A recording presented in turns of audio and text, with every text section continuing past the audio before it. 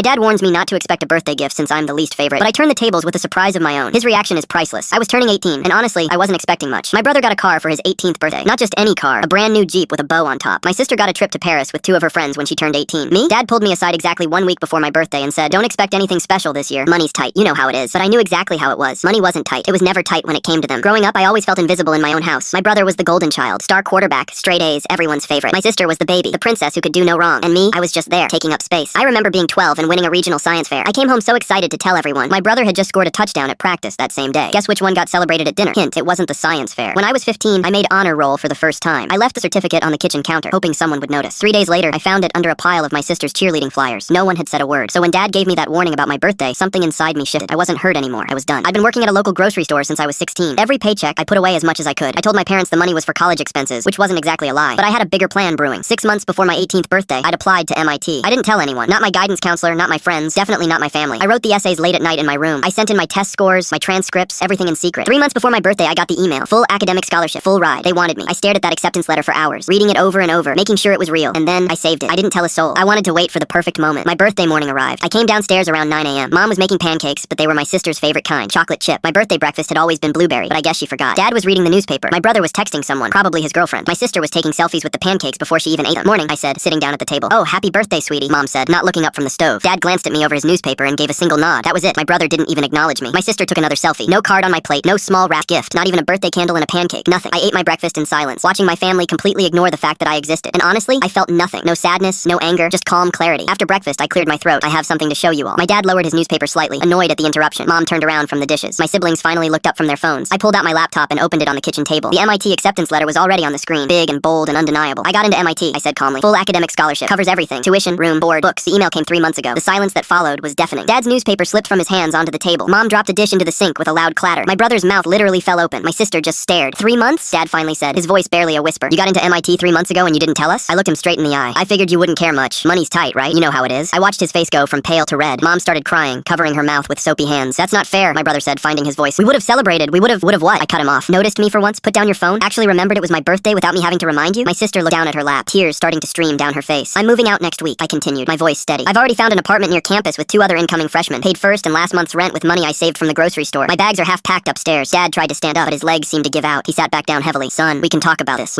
There's nothing to talk about," I said, closing my laptop. "I just wanted you to know that the kid you ignored, the one who wasn't worth a birthday gift, is going to MIT. Thought you should hear it from me before I disappeared." I stood up and walked toward the stairs. Behind me, I heard Mom sobbing openly now. I heard my sister whisper to my brother, "We really messed up. We really messed up." Yeah, they did. As I reached my bedroom door, I heard Dad call out my name. His voice cracked, but I didn't turn around. I had spent 18 years waiting for them to see me. Now I was done waiting.